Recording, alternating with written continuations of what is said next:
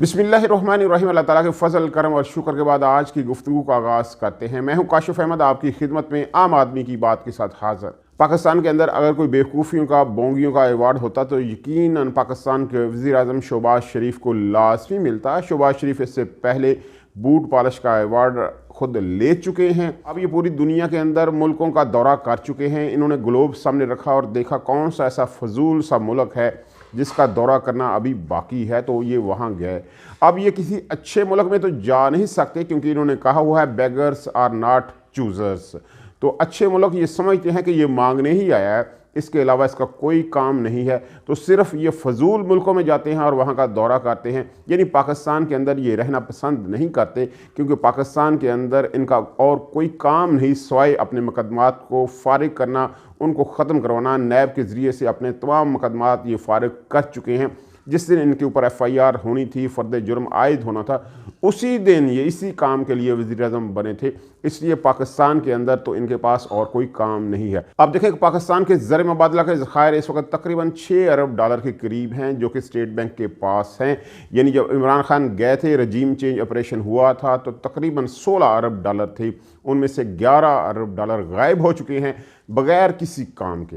यानी पाकिस्तान में कोई काम नहीं हुआ और $11 अरब वापस चले गए। कहाँ चले गए ये किसी को कोई पता नहीं। शाहीन सबाई साहब ने कहा था कि वो तैयारे में सवार किया उन डॉलरों को और दुबई ले जाया गया। अब वो दुबई में आराम कर रहे हैं, मुख्तलिफ बिल्डिंग्स में, टावर्स में, मुख्तलिफ प्रॉपर्टी के कामों में वो डॉलर इस्तेमाल हो रहे हैं, आराम कर रहे हैं और इस तरह इनकम में इजाफा होगा, कौम की तरक्की होगी, इनके अपने ख़जाने की तरक्की होगी। ये मुख्तलिफ दुनिया के मुल्कों में अपनी जायदाद को बढ़ा रहे हैं, बहुत तरक्की कर रहे हैं। अल्लाह का शुक्र है कि ये बहुत तरक्की कर रहे हैं, लेकिन पाकिस्तान के अंदर कोई काम नहीं करना, ये बात तय है। तो ये पाकिस्तान के अंदर फारिग रहते हैं, अब इनको समझ नहीं आती, करने को काम नहीं है, तो क्या करें। तो उन्होंने देखा कि कोई ऐसा मंसूबा है जिसकी अपग्रेडेशन होनी हो, वहाँ ये चले जाएं। तो मंगला के अंदर जो डैम की अपग्रेडेशन थी वहाँ ये चले गए। इफ्तिताह करना था इन्होंने, फजूल सा काम, कोई इसकी इन्वेस्टमेंट नहीं है, कोई काम नहीं पहले से हुआ है, ये उनकी अपग्रेडेशन करने के लिए चले गए। अब जैसे तमाम इलाकों में होता है, मुख्तलिफ सूबे हैं पाकिस्तान के, तो हर सूबे में मुख्तलिफ जमात की हुकूमत है, तो वहाँ भी तहरीक इंसाफ की हुकूमत है। वहाँ का वज़ीर-ए-आज़म तहरीक इंसाफ का है सरदार तनवीर इलियास, तो उसकी मेहरबानी कि वो इसके प्रोग्राम में आ गए, अब वो वहाँ मौजूद हैं। अब ये रवायत रही है कि आप जब किसी के इलाके में जाते हैं तो उस इलाके की डेवलपमेंट के लिए मुख्तलिफ मनसूबों का ऐलान करते हैं। इनके पास वो खाली ऐलान करने के भी अल्फाज नहीं है क्योंकि ये पसंद नहीं करते तहरीक इंसाफ को, तो वहाँ जाकर इन्होंने भाषण देना शुरू कर दिया। अब भाषण कौन सुनता है, खाली भाषण कौन सुनता है, तो सरदार तनवीर इलियास जो वहाँ मौजूद थे वो इनका भाषण सुन रहे थे। इन्होंने बहुत लंबा भाषण दिया कि पाकिस्तान को क्या करना चाहिए, पाकिस्तान की जमातों को एहतजाज बंद कर देना चाहिए, ये जो काम कर रहे हैं ये गलत काम कर रहे हैं, हमारी करप्शन के ऊपर जो बात कर रहे हैं, हमारी मनी लॉन्ड्रिंग के ऊपर जो बात कर रहे हैं वो गलत काम कर रहे हैं, उनको ऐसा नहीं करना चाहिए, उन्हें चुप साथ के बैठ जाना चाहिए ताकि हम मुकम्मल सुकून के साथ करप्शन करें। ये भाषण उनका जारी था। और इसके बाद डेवलपमेंट की जब बारी आई तो उन्होंने अमीर मकाम को फंड्स दे दिए कि अमीर मकाम बहुत शोर करते थे, इसलिए उनको ये फ़ंड दिए जाते हैं। यानी सरदार तनवीर इलियास के इलाके आज़ाद कश्मीर का कोई जिक्र ना किया। तो सरदार तनवीर इलियास जो इमरान खान के सिपाही हैं और इमरान खान ने बोलना सिखाया हुआ है, हक़ के लिए आवाज़ उठाना सिखाया हुआ है, इसी की तो वो जंग लड़े हैं कि आपको खामोश नहीं रहना, अगर कोई आपका हक दबा रहा है तो आपको बोलना है। और पिछले 6 माह के दौरान इम्पोर्टेड हुकूमत ने सरदार तनवीर इलियास के इलाके आज़ाद कश्मीर को एक पाई भी नहीं दी। तो वो खड़े हो गए, उन्होंने कहा कि सरकार आप झूठ बोल रहे हैं, इतनी देर से खड़े हुए हैं, कोई ऐसा आपने डेवलपमेंट का मंसूबा शुरू नहीं करवाया आज़ाद कश्मीर के अंदर, और आज आप तशरीफ़ लाए हैं तो आज भी आप कुछ नहीं दे रहे, इस तरह की बातें नहीं चलेंगी।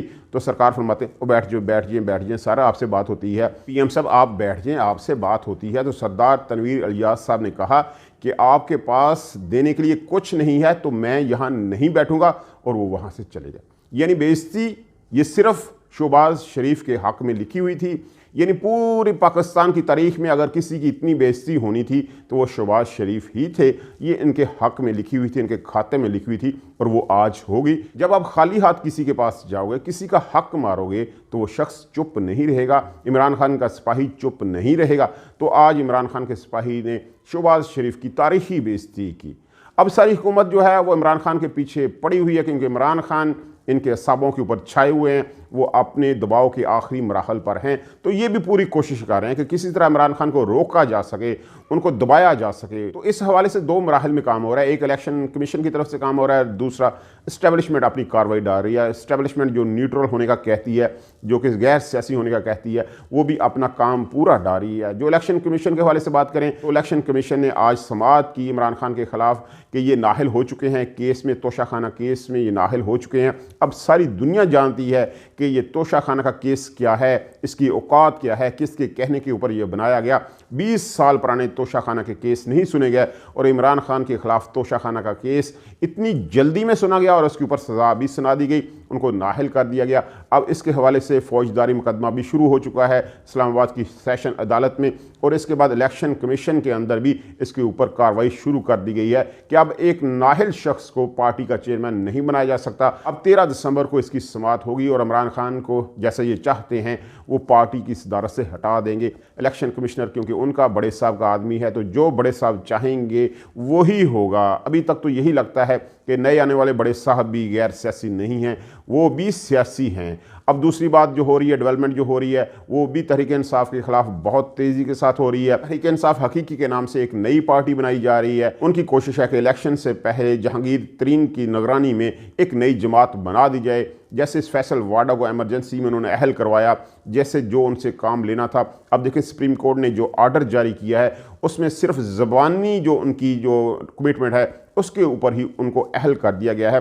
रिटर्न कमिटमेंट भी नहीं ली गई फैसल वाडा से। यानी उन्होंने जो काम किया था वो इतने अच्छे अंदाज में किया था कि साहब बहादुर खुश हुए उनका कि इनकी ज़बानी कमिटमेंट के ऊपर ही इनको अहल कर दिया जाए, नाहली वाला चक्कर अब ख़त्म कर दिया जाए। तो इस तरह की कोई बात जो है वो जहांगीर तरीन से भी सेटिंग हो रही है, मामला सेट हो रहे हैं, क्योंकि जो एक मिसाल थी वो फैसल वाडा की थी। उसके बाद नवाज शरीफ और जहांगीर तरीन इनको भी अहल करवाना है। इस तरह फैसल वाडा जो है तहरीक इंसाफ हकीकी में शामिल होंगे, तो एक तरफ से मियां नवाज शरीफ अहल होकर इमरान खान का मुकाबला करेंगे और दूसरी तरफ से जहांगीर तरीन तहरीक इंसाफ हकीकी की सूरत में इमरान खान का मुकाबला करेंगे। ये पूरी कोशिश में है कि इलेक्शन से पहले तहरीक इंसाफ हकीकी बन जाए, लेकिन इन्हें अंदाज़ा नहीं है कि जितनी भी हकीकी जमातें इन्होंने पहले बनाई हैं, जैसे MKM हकीकी थी, पीपल्स पार्टी पेट्रियाट थी, वो सारी पिट गई। उनकी कोई वक़्त नहीं होती अवाम की नज़र में, अवाम कभी भी उनको वोट नहीं देते। इनके पास मिसाल भी मौजूद है। पंजाब के अंदर जो ज़िमनी इलेक्शन हुए थे उनमें वो लोग जो नून लीग के टिकट के ऊपर सेलेक्ट हुए, बड़े बड़े वडेरे थे, लटेरे थे, सारे थे, वो सारे बुरी तरह पिट गए। इमरान खान के ख़िलाफ़ खड़े नहीं हो पाए। इमरान खान के सिपाहियों ने उन्हें शिकस्त फाश दी। अब भी यही होगा, इनसे कुछ नहीं हो पाएगा। जितनी मर्ज़ी ये हकीकी जमातें बना लें, जितने मर्ज़ी ये इलेक्शन कमीशन से कोशिश करवा लें नाहिल करवाने की, ये मुमकिन नहीं है कि ये इमरान खान को अवाम के दिलों से निकाल सकें।